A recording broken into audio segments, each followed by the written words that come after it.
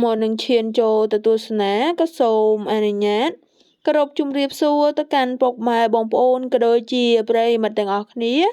ដែលតែងតែនិយមទស្សនានៅរៀងរាល់តម្រុយឆ្នោតអាវងយើងខ្ញុំដែលនៅថ្ងៃនេះផងដែរក៏បានយកលេខច្បាស់មកទៀតហើយ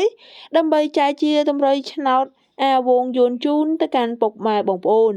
ហើយមុននឹងឈានចូលក៏សូមពុកម៉ែបងប្អូនកុំភ្លេចជួយចុច Subscribe ដែលនៅសញ្ញារូបកណ្ដឹងម្នាក់មួយផងដើម្បីទទួលបាននៅរំរុយឆ្នោតអាវងប្រចាំជារៀងរាល់ថ្ងៃអាវងសូមលេខឆោត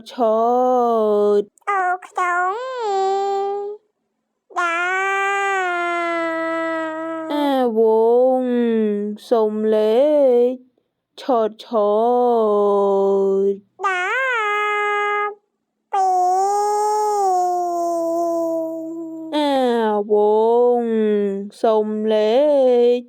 ឆោត84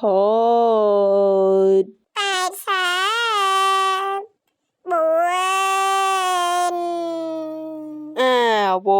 ងសូមលេខឆោត